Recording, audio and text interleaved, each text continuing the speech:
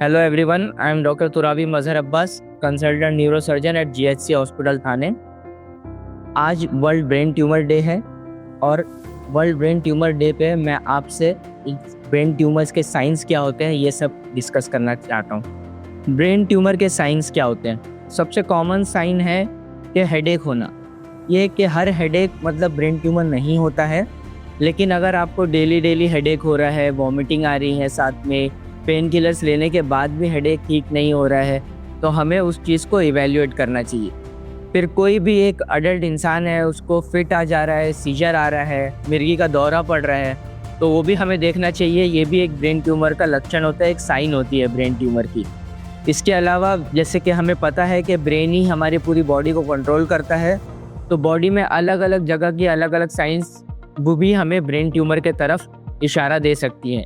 जैसे कि बॉडी का एक साइड वीक होना, हाथों पैरों में कमज़ोरी आना, या फिर दिखने में प्रॉब्लम आना, ब्लरीनेस होना, विजन में प्रॉब्लम होना, आधा दिखना, डबल दिखना, ये सब भी ब्रेन ट्यूमर के साइंस हो सकते हैं। हमारी पर्सनैलिटी भी ब्रेन ही डिसाइड करता है, तो लेफ़्ट साइड के ट्यूमर जो होते हैं वो कभी कभी हमें हमारी पर्सनैलिटी चेंज कर सकते हैं। अचानक से किसी को बहुत गुस्सा आना या बहुत शांत हो जाना किसी इंसान का, ये भी ब्रेन ट्यूमर की साइंस होते हैं।